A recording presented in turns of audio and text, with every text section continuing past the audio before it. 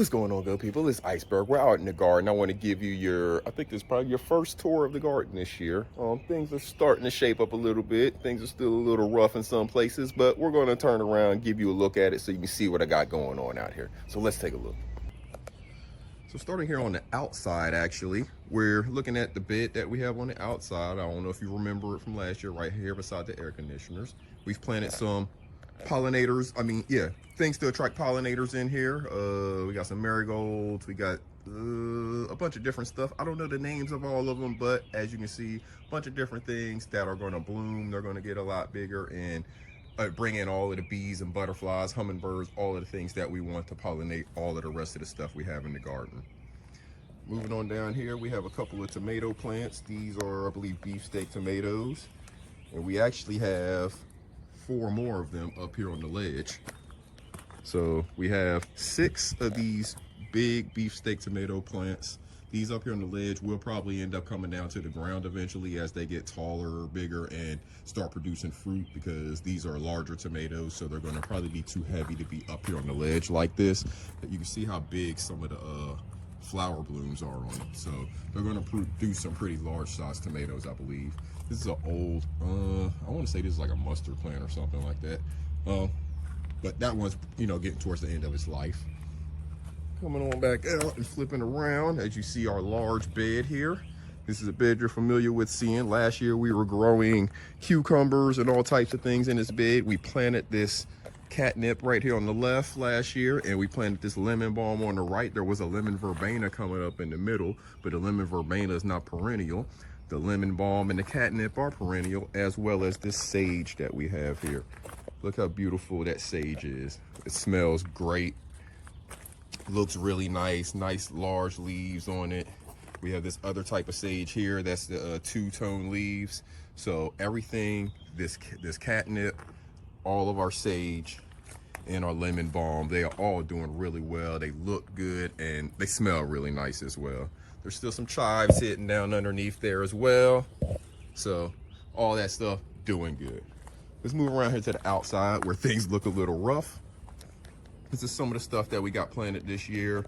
These were in a different place before. Now we put them out here, so hopefully that's going to change things around for them. As you can see, they were getting torn up. There's a lot of holes in the leaves because they were getting torn up by stuff out here. Hopefully they're going to do better. We have treated them. It's probably time for me to treat them again, but I'm hoping that they're going to be able to make it out here now that we've moved them from where they were before. Coming out here, just more of that same stuff. Again, these were all in a different location. Now we've moved them out here, and hopefully they're going to thrive a little bit better. Moving around, we just got a couple of lilies and things planted in these beds. We got the lilies in that one and some hostas. We got some more of our pollinators up here with the marigolds, and I believe that one over there, I believe it's called a zinnia, if I'm remembering correctly. And then coming down here, we have some of our other crops that are doing much better.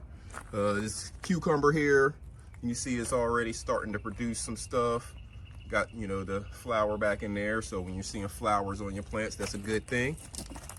Another variety of tomato here. This is one that I planted last year as well. I believe this is either a cherry tomato or that Super Sue tomato, one of the two. Another one there. This, not 100% sure what this is. It's probably going to be either a cucumber, squash, zucchini, something like that. This one here is definitely either a squash or a zucchini plant. You can tell how large the flower is. Not sure which one yet because it's not producing fruit yet. Moving over to this one. This one is also a squash or zucchini plant, and I believe this may be a squash because of that right there, but I can't tell yet. We'll be able to tell here, give it another day or so. It'll either continue to grow like that and it'll let me know it's a zucchini, or it'll start to take a little bit different of a form and I'll be able to know that it's a squash. And this one here, another squash or zucchini plant. Not sure, but the big flower kind of gives it away for me. Moving back to the back, this is a bush bean that I don't think this one's going to make it. It kind of got attacked by some bugs earlier. This one was planted at the exact same time, and as you see, this one is thriving a little bit better. It actually is already starting to produce a bean right there. This is probably a cucumber. Not 100% sure just yet, but this is probably going to be a cucumber. This is a snap pea that ain't going to make it.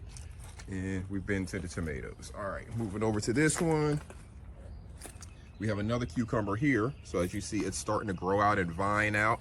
Already starting to show some cucumbers on it. So we're gonna let it keep on growing out and vining out, doing its thing. Hopefully we'll get some good cucumbers out of that. This is some mint that we planted last year. So that's still doing pretty good. It lasted over the winter and all of that. So, hey, we're gonna keep going with it. And now we just gotta go upstairs and look at what we got up there. So let's go upstairs. All right, we're upstairs in the garden now, and I don't know how many of you out there like me have two-tier gardens or double-decker gardens, whatever you want to call it, or basically where you're growing things on two different levels of your home. But that's what I do here, and what I notice is things grow totally different upstairs than they do downstairs. I don't know if any of you are having the same issue, and it may not even be a two-tier thing because, as we know, sometimes we plant the exact same plant the same way at the same time, and two plants right beside each other grow totally different like we saw downstairs. So I'm gonna flip the camera around, show you the stuff up here, and you will see that the stuff up here grows totally different than the stuff downstairs. So let's turn it around. All right, we're gonna start over here on the ledge. These are some perennial, I don't even know what those are called, but these plants grow in these little things on our ledge. Every year they come back, they bring in pollinators. That thing will be full of a whole bunch of blooms that look like this. There'll be some white ones, probably some yellow ones in there, some pink, all of that. So it'll be beautiful. We have another one on the other side. It grows a little bit differently. Right here, our big hibiscus plant. This is, I want to say 2 years old, maybe 3 years old now. But our hibiscus plant, it is beautiful. It has buds all over the place. This thing is just going to be budding and blooming for us all throughout the summer. Basically, there's buds everywhere on this thing. As you can see, all of those bud pods. So all of those would be nice big hibiscus blooms for us. This is a beautiful plant, and as you see, it is taking over that pot. We still have some stuff planted underneath it, as you can see, as well. So we try to bring in the pollinators all the time because you need them to pollinate your plants. The hibiscus is not producing the buds yet, so we need to have some other stuff in there. And yeah, we need to get in there and pull some of those leaves off of this hibiscus. Moving on down here to our crops.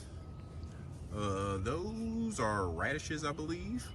Can't remember because I don't have everything labeled, as you can see. Over there, we got some kale, or yeah, I think that's kale. Let me see. There is a tag on it. If I can read. Oh no, that's a collard. I'm sorry. That's a collard there. So yeah, that's a collard. Right here we have our peas. Got our pods on here. They're starting to get a little bit bigger. I need to get it attached back over here so it's not hanging like that. I'll tie that up here shortly. And we haven't watered out here yet, so as you can see, the stuff is dry, but I'm getting ready to water now. In the center here, not labeled. Some of them are probably peppers, some of them may be something different, because that does not look like a pepper there. Got back there, that tomato that you see there, I believe that is a volunteer. I did not plant that. I don't believe I planted a tomato here because I would not have planted it in the middle of the beets like that, I don't think. So I believe that tomato that you see there is a volunteer. There's supposed to be beets in there. So that's the little red that you see down there. Those are beets. This tomato, I don't think I planted that. This tomato here, I did plant, more than likely. And there's supposed to be some onions in there. I don't know if the onions are gonna come up or not. This is another snow pea plant. And as you see, this one is growing totally different than the one over here. The one over here is doing what it's supposed to do. It's growing straight up, it's growing nice and tall. It's putting the, producing the pods. This one over here is not growing straight up. It's growing more like a bush. I don't know what it's got going on, but it is producing the pods. So we're not gonna complain about it. I just tied it up again here this morning, so maybe it'll start to grow up a little bit more, but right now, I don't know what it's doing. It's producing pods though, so I'm not gonna complain about it. This is a mustard plant that we have, broadleaf mustard. We've been pulling off of this one. As you can see, it's looking really good. Nice large leaves on it. We pulled, you know, from down there, but it still keeps producing nice large leaves. So good mustard plant there. What is this? Red romaine and radishes. Okay, so it looks like there was supposed to be romaine lettuce in here. I don't see any of the lettuce, but these are radishes here. Moving on. What is this? This is probably some radishes as well. It looks like it. The leaves look like it. We got some lettuce here. These are probably carrots more than likely. That's what that looks like.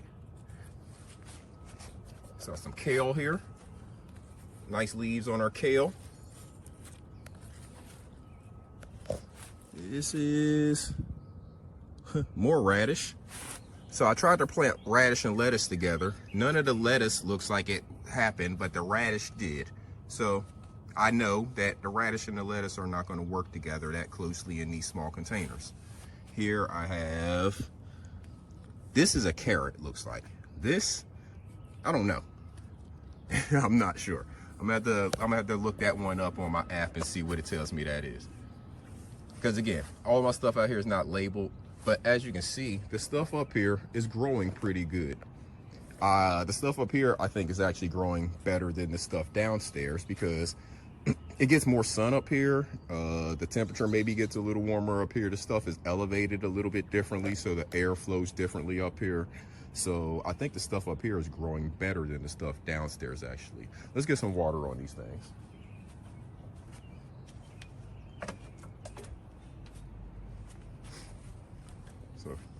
I wanted to show you that when we're watering, we want to make sure that we get our nozzle down in there and we're not watering the leaves of the plant, but we're watering down at the roots, watering at the soil level. That's important. If you're watering the leaves of your plants, number one, you're just wasting it. Number two, it's probably creating damage on the leaves because there's a lot of plants that don't like to get water on their leaves, a lot of the crops. And whenever the sun comes up with that water on the leaves, a lot of times it'll burn the leaves, it'll damage them because that water acts kind of like a magnifier on the leaf with the sun going through it. So you just have to make sure that when you're watering, you're doing it properly, you do it consistently. Do it, you know, at the right time. Do it in the morning before the sun is really coming up and getting hot on your plants.